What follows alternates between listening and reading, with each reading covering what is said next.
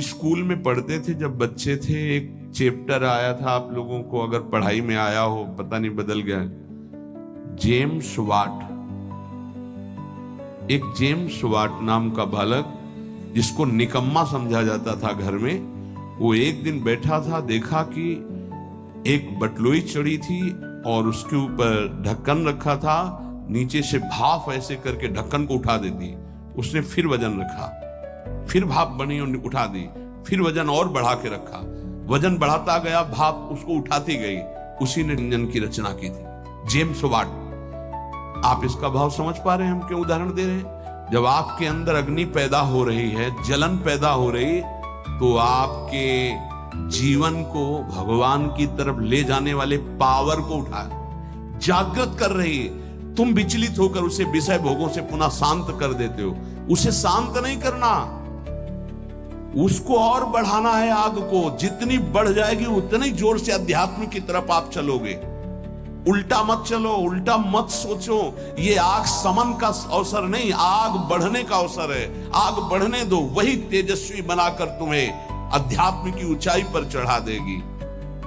उस बात से अनुभव किया कि भाप में कितनी ताकत है। अगर ये भाप मिले तो बहुत बड़ा कार्य चल सकता। तो वही कोयला झोंक कर भाप पैदा करके इंजन के द्वारा ट्रेन निकलवा दी, और उसको सब निकम्मा समझते थे। बस वो विचार, ये चिंतन का विषय है। हमारे अंदर जो आग पैदा हो रही, कामाग्नि, क्रोधाग्नि, लोभाग्नि, उसे हम सह रहे हैं। उसको सह रहे हैं तो एक पावर बन रहा है। वो पावर आपको सीधे भगवान की तरफ बढ़ाएगा। अगर आप उसको बुझाने में लग गए तो वो इधर आध्यात्मिक शक्ति क्षीण हो जाएगी और भोगा शक्ति बढ़ जाएगी। ये अनुभव की बातें हैं। आप इसको सहना सीखें, मिटाने में काम नहीं बनेगा। सह करके प्रभु की प्राप्ति हो जाएगी। सहना सीखो। सहना हमारा परम धर्म है। सहन कर गए तो महात्मा, टूट गए तो विषयात्मा, और फिर हमें पता नहीं ये अवसर जो मिला है कब मिले। इसलिए सावधान, सत्संग को सुनो और उसका मनन करो, उसको जीवन में उतारो, तभी लाभ मिलेगा। नहीं रोज सत्संग हो रहा है और अगर आप सुनेंगे नहीं तो 1 घंटा 1.5 घंटा बैठ लिए, फिर वही मनमानी चिंतन, ठीक नहीं। ये 6 बातें जिसके जीवन में है, उसके अंदर भक्ति की निष्ठा जागृत हो जाती है और वो सिद्ध महापुरुष हो जाता है। फिर पहला, हर परिस्थिति में क्षमा। बहुत कठिन है, बहुत कठिन है। कोई अपराध पे अपराध करता जा रहा है, हम क्षमा पे क्षमा करते जा रहे हैं। बड़ा प्रभाव क्षमा का है। आप तो क्षमा कर रहे हो, उसका परिवर्तन शुरू हो जाएगा। क्षमा में इतना बड़ा बल है कि जो अपराध कर रहा है उसका परिवर्तन हो जाएगा। क्षमाशील ही परिवर्तन कर सकता है। क्रोध करने वाला या दंड देने वाला महान नहीं माना जाता, क्षमाशील महान माना जाता है। दूसरा, कभी भी किसी भी परिस्थिति में समय व्यर्थ न जाना, वस्तु, व्यक्ति, स्थान के संयोग में। तीसरा, कोई भी भोग सामग्री समीप फिरी पर नहीं भोगना प्रभु के। मेरे प्राप्ति के लिए मेरा भक्त सब सुखों का त्याग करता है, भगवान ने कहा। जो पवित्र भोग हैं उनको भी आवश्यकता के अनुसार ही, विधि भोग हैं जिनका निषेध नहीं किया गया, धर्म पूर्वक भोग सकते हैं, उनको भी आवश्यकता के अनुसार जितना कम से कम सेवन कर सके। चौथा, सम्मान को विश्वत, नीच पुरुषों द्वारा किए हुए अपमान को अमृत मानकर निराभिमानी रहना।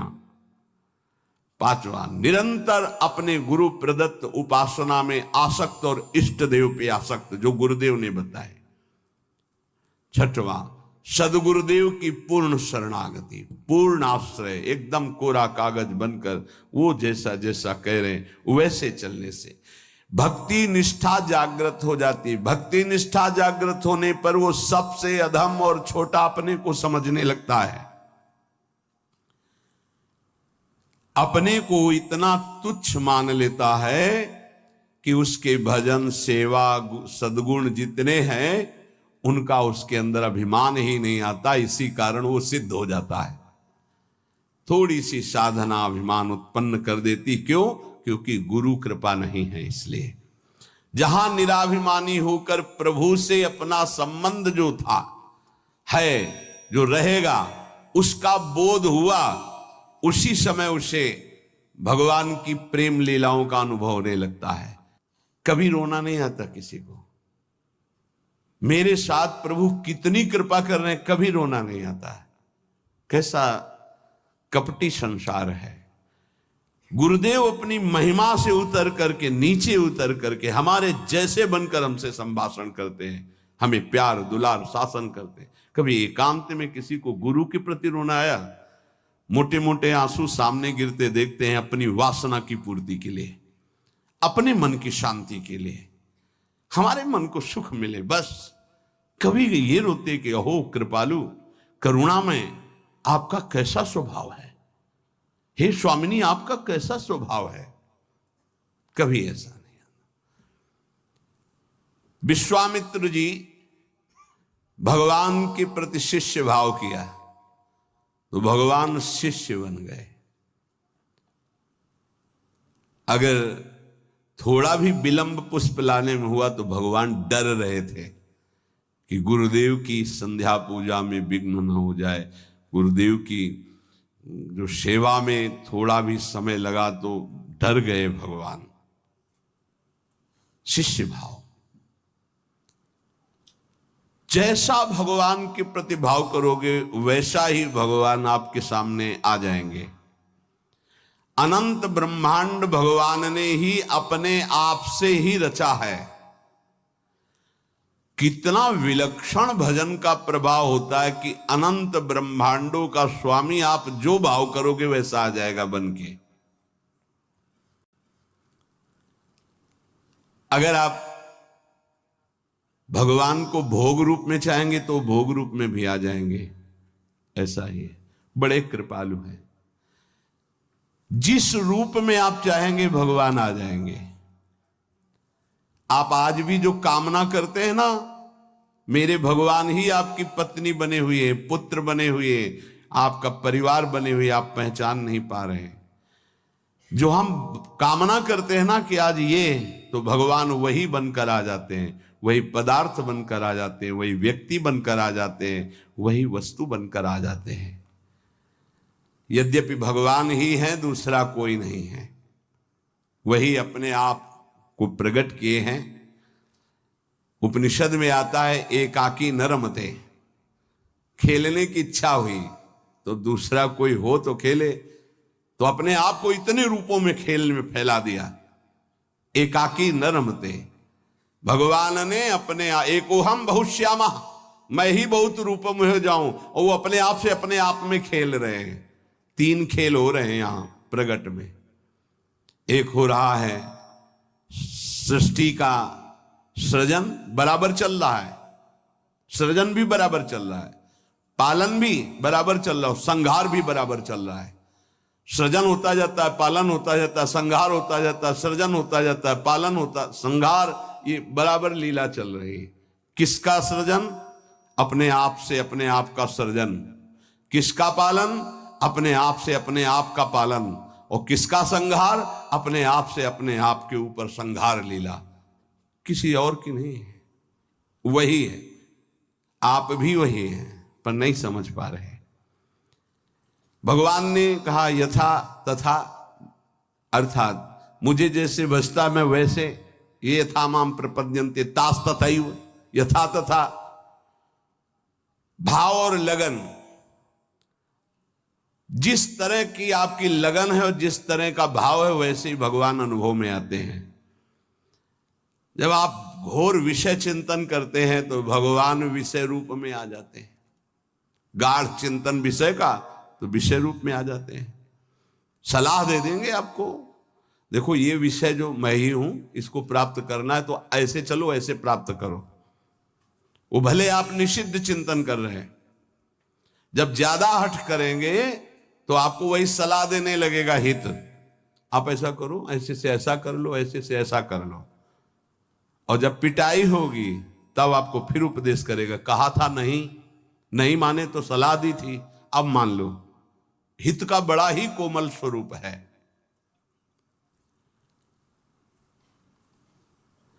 यदि आप भाव से लगन से प्रभु की तरफ चले तो उधर से प्रभु चल पड़ते हैं। और आपकी चाल और प्रभु की चाल में बड़ा अंतर है। त्रिभुवन में सबसे तेज गति चलने वाला मन है, वायु से भी अत्यंत वेगवान मन है। जैसे वायु यहां से बंबई उसको जाने में कुछ समय लगेगा, लेकिन मन को अगर आप बंबई गए हैं पहुंच गया। मन से भी वेगवान गरुड़ जी हैं, जो भगवान के वाहन हैं, वो मन से भी वेगवान है और गरुड़ से भी वेगवान भगवान की गति है। तो जब उपासक भाव और लगन से चलता है तो बहुत जल्दी भगवत प्राप्ति क्यों हो जाती है? बोले दरिया दूषण दास में नहीं राम में दोष। भगवत प्राप्ति में दोष आपका है जो आप देरी कर रहे हैं, भगवान की तरफ से नहीं। जन चाले एक पावणो हरि चाले 100 कोश।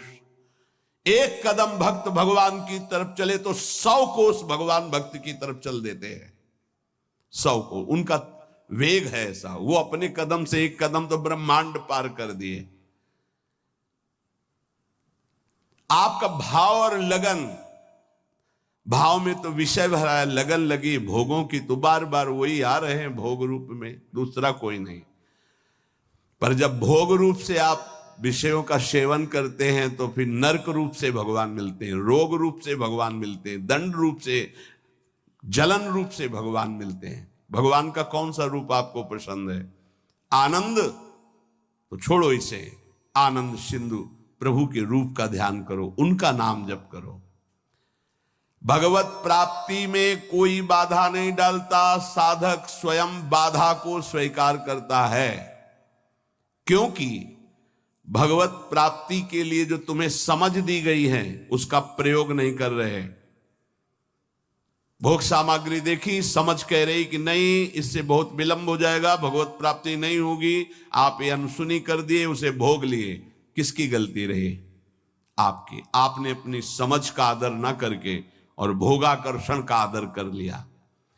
अपने समय को, अपने जीवनी शक्ति को, अपने समझ को भगवत प्राप्ति के योग में लगाना चाहिए। आप भगवत प्राप्ति के वियोग में लगा रहे हैं, दूरी बनाने में लगा रहे हैं। चलना इधर है, चल इधर रहे, इसमें कमी आपकी है। सामर्थ्य जितनी है अगर उतना कदम बढ़ा दो तो तुम्हें खुद अनुभव होने लगेगा भगवान कितनी वेग से आपकी तरफ आ रहे हैं। पूरा समय, पूरी सामग्री, पूरी सामर्थ्य भगवत प्राप्ति के लिए मिली है आपको। पूरा समय, पूरी सामग्री, पूरी सामर्थ्य भोग प्राप्ति में लगा रहे हैं आप, देख लीजिए। कारण समझ सामग्री समय का दुरुपयोग कर रहे हैं क्योंकि तुम्हारे अंदर लगन नहीं, अगन नहीं भगवत प्राप्ति की। भक्ति किसी साधन विशेष से नहीं प्राप्त होती, कर्मों से नहीं प्राप्त होती, भगवान की पूर्ण शरणागति से होती है। कई बार इनकी चर्चा हुई, पूर्णता कैसे होती है? हे हृदय से प्रभु की शरण। यदि परमार्थ में उतरे हो तो चैन नहीं है। यहां दरस बिन दुखन लागे नैन, जब से तुम बिछुरे प्यारे कबो न पायो चैन। बेचैनी बढ़नी चाहिए। जब बेचैनी बढ़ती साधक में कृपा से तो वो समझता है परेशानी बढ़ रही और उसको मिटाने के लिए भोगों में उतर जाता, खत्म। अरे वही बेचैनी तो विरह बनती है, तुम समझते कहां हो? जब आपके अंदर जलन होती, बेचैनी होती, घबराहट होती है तो वही जाकर विरह बनती है। हा प्राणनाथ, अब जिया नहीं जा रहा आपके बिना, वही भगवत साक्षात्कार कराती है। आप समझ नहीं पा रहे, आपको लग रहा है मेरे साधन में कमी हो गई जो बेचैनी बढ़ रही। यही साधन की परिपक्व अवस्था है जो बेचैनी बढ़ रही। प्यारे समझिए, आपका हृदय तो जलता है, आप में जो अशांति सी महसूस हो रही है, अभाव सा महसूस हो रहा है, ये कृपा हुई है आपके अंदर। यही अभाव आपके अंदर ऐसा भाव पैदा करेगा कि आप चिल्ला चिल्ला कर रोने लगेंगे, प्रियाजू अब रहा नहीं जा रहा, सहा नहीं जा रहा, अब आ जाइए। बन गई बात। जहां आपके अंदर ऐसा भाव आया, बेचैनी बढ़ी, तो आप उसको चैन प्राप्त करने के लिए भोगों का चयन कर लेते हैं। बस गई बोले अब थोड़ा, कल किसी ने कहा था कि आपके कथनानुसार मैं जब चलता हूं तो भारी घबराहट पैदा हो जाती है, और जब हम आपकी हर बात छोड़ देते हैं तो एक तसल्ली से मिलती है और शांति मिल जाती है। क्या शांति मिल जाती? मन। अब विषय भोगने को मिलेगा, अब स्वतंत्रता मिल गई। अब और जहां अनुशासन में वो जलता है कि मेरी हर वासना की आपूर्ति हो जाएगी, आप समझ नहीं पा रहे। वो जो आपके अंदर बेचैनी, वो भगवत प्राप्ति के लिए योग्यता पैदा कर रही है आपके अंदर, पर आपको वो नहीं चाहिए, इसलिए विषय सेवन में शांति लगती। त्यागात शांति, वो कह रहा विषय भोगों में शांति मिल जाती है। यही बुद्धि की बात है, बहुत खराब बुद्धि हो चुकी। दास्य, सख्य, वात्सल्य, माधुर्य, ये जितने भाव हैं पहले इनके शरणागति पुष्ट होनी चाहिए। भगवान सब कुछ आपको दे देंगे, पर पहले शरणागति पुष्ट होनी चाहिए। अगर आपने अपने आप को श्री भगवान को दे दिया तो श्री भगवान अपने आप को आपको दे देंगे। सौदा बहुत सस्ता है। हमने अपने आप को तो भोगों में दे रखा है। अगर हम अपने आप को श्री भगवान को दे दे, श्री भगवान हमें अपने आप को दे दे, कितना सौदा सस्ता है। अगर शरणागति पक्की हो गई तो भगवान त्रुटियों की तरफ नहीं देखते। राहत न प्रभु चित चूक किए की, करत सुरत सौ बार ही की। प्रभु उसके हृदय की बात देखते कि मेरा शरणागत हो गया, सैकड़ों त्रुटि हो जाए तो भी ध्यान नहीं देते। कितनी कृपा है। जैसे पीछे आपने सुना था कि भगवान कह रहे हैं मेरे जन्म कर्म को दिव्य मानने वाला पुनर्जन्म को प्राप्त नहीं होता। ऐसे ही मैं प्रभु का हूं, प्रभु मेरे, उसका पुनर्जन्म नहीं होगा। शरणागति का शुद्ध स्वरूप। हमारे माई श्यामाजू को राज, मेरी श्यामाजू मैं श्यामाजू का, ये सूत्र समझ लो। प्रभु को अपना मानने वाला, अगर उससे त्रुटियां भी होती तो प्रभु नहीं गिनते। जन अवगुण प्रभु मान न का, उसको भगवत प्राप्ति हो जाएगी। मैं प्रभु का, प्रभु मेरे। बस किसी भी दबाव में आकर बीच में तीसरा नहीं हो जाना चाहिए। मैं प्रभु का, प्रभु मेरे।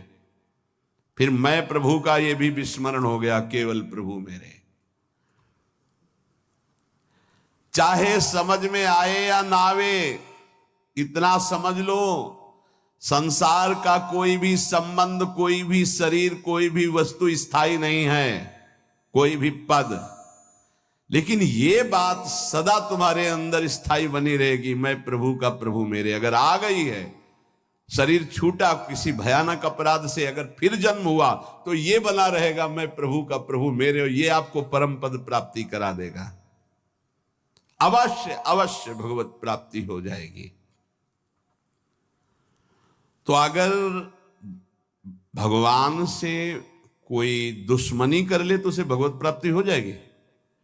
द्वेष कर ले तो भगवत प्राप्ति हो जाएगी, क्योंकि प्रभु से ही तो जुड़ा है वो। भगवान को गाली दे, अपमान करे, नास्तिकता, बिल्कुल भगवान से बैर माने, उसे भगवत प्राप्ति हो जाएगी। यहां की जैसा कहा कि जैसे भक्त भजता है मैं वैसे भजता हूं, तो वो वैर से भजेगा तो वैर से ही सही, पर भगवत प्राप्ति तो हो जाएगी ना। बोले नहीं, भगवान ने एक शब्द कहा है, ये यथा माम प्रपद्यन्ते। प्रपद्यन्ते माने शरणागति। शरण में, मेरी शरण में होकर जैसा भाव करता मैं वैसा अनुभव कराता हूं। तो वो जो भगवान की निंदा करता है भगवान की शरण में थोड़ी है, उसको तो नरक की प्राप्ति होगी। तो बोले शिशुपाल ने भी तो निंदा की थी, तो रात दिन भगवदाकार वृत्ति रहती थी उसकी। उसे उठते बैठते चलते फिरते कृष्ण ही नजर आते थे। कंस ने भी तो द्वेष किया, तो उसको दाल में जीरा भी कृष्ण ही नजर आते थे। जिधर दृष्टि डालता कृष्णाकार वृत्ति थी उसकी। ये छोटे मोटे बैर वालों को यमराज ठीक कर देते हैं, उनको भगवान को नहीं अवतार लेना पड़ता। ये जैसे ना कि भगवान की निंदा कर रहे हैं, भगवान की अवहेलना कर रहे हैं, नास्तिकता कर रहे हैं, इनके लिए शासन विभाग है यमराज, वो अच्छी धुलाई करके। देखो यहाँ चाहे जितना आप अपने को बलवान समझें, कंबल डाल के कुटाई होती जेल में। एक हमें मिले थे जेल में, तो उन्होंने कहा था कि वो जो पुराने कैदी हो जाते हैं वो वहाँ के शासक की तरह हो जाते हैं। तो जैसे कोई ज्यादा उद्दंडता करता है ना, तो फिर कंबल उड़ा के और फिर उनकी पिटाई होती है। तो यहाँ तो कंबल उड़ा के होती है, वहाँ तो बहुत ही दुर्दशा होती, क्योंकि इस शरीर का तो वहाँ महत्व है नहीं पंच भौतिक। वहाँ एक नया शरीर मिलता है जिसका नाम यातना देह, वो मरता नहीं है, उसमें केवल दंड भोगना होता है। तो कह रहे हैं ऐसे लोगों के लिए तो यमराज ही काफी हैं। ये तो उनके लिए जिनकी हर समय कृष्णाकार वृत्ति में द्वेष हुआ है।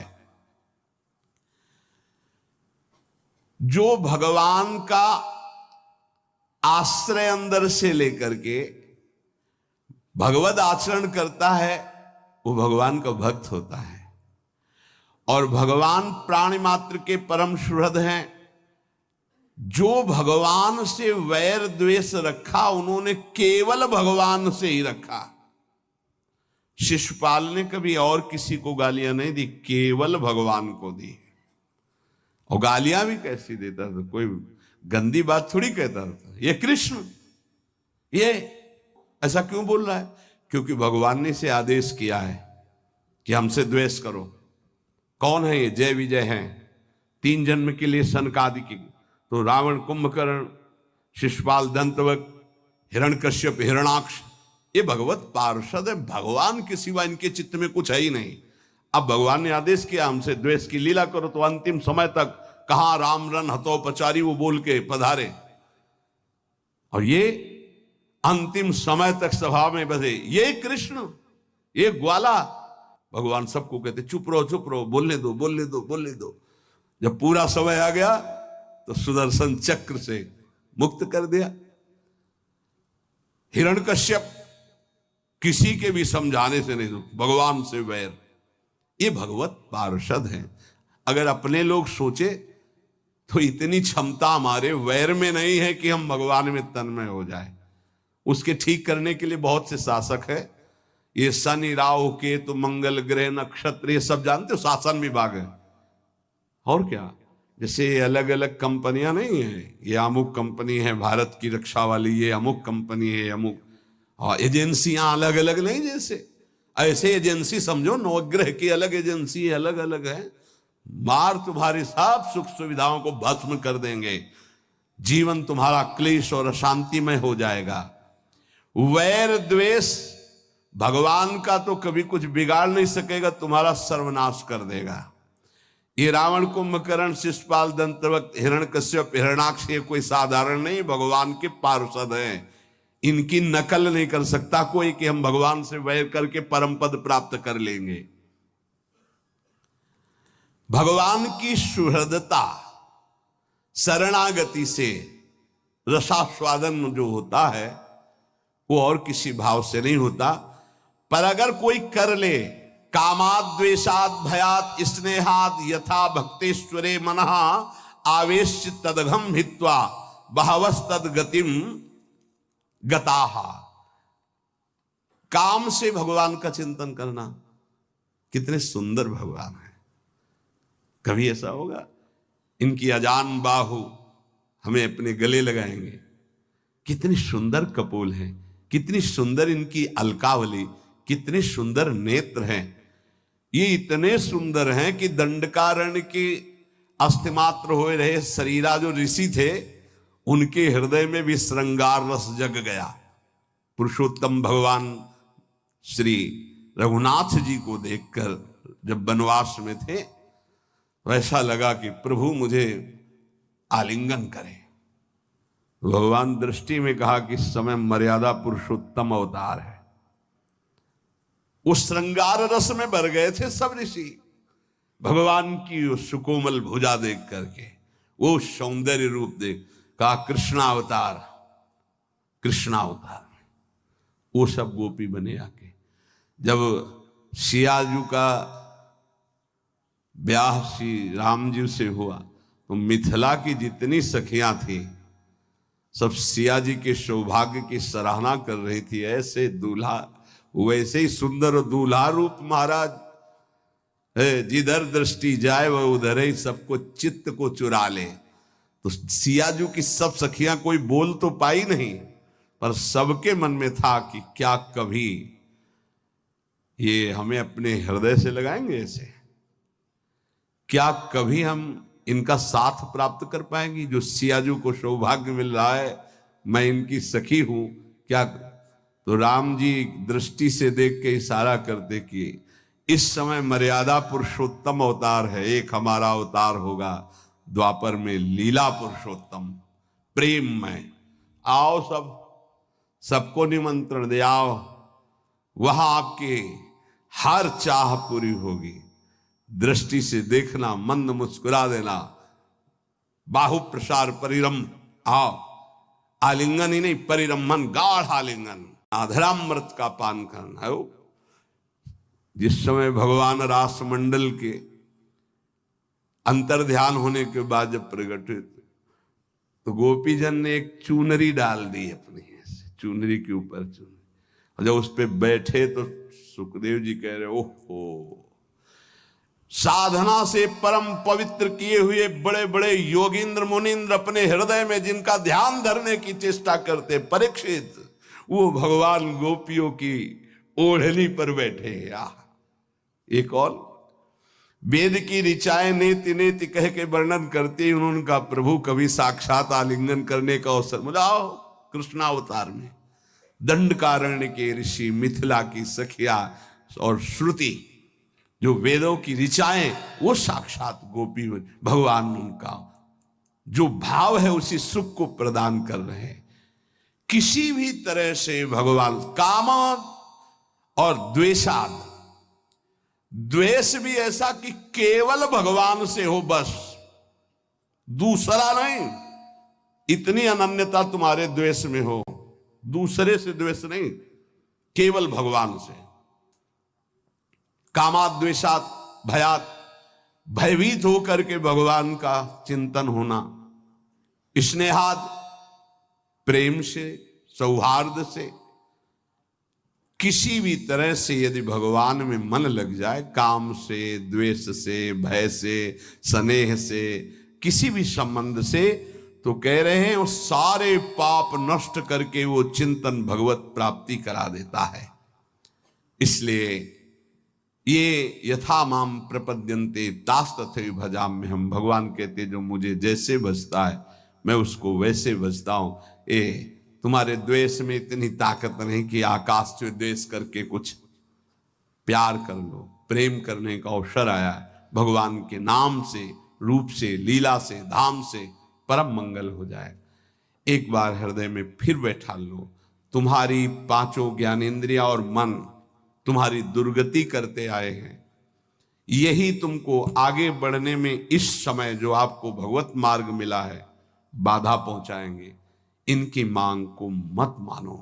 जबान कहती अच्छा अच्छा पाऊं, ये जबान कह रही रसेंद्री की बात है प्यारे, तुम्हारी मांग नहीं, तुम समझ नहीं पा रहे। इंद्रियों की विलासता तुम्हें नारकी गतियों में पहुंचा देगी। क्या क्या पूरा करोगे, कब कब पूरा करोगे। देवहूति जी आदि सम्राट महाराज मन की पुत्री है। जब करदम जी से ब्याह हो गया, चले गए मन शत्रुपा जी, वो तो अपनी साधना में, सेवा में लगी रही। कई वर्ष तक कोई चेष्टा नहीं। आंख खुली, एक दिन देखा तो झुर्रियां पड़ रही हैं, शरीर सूख गया।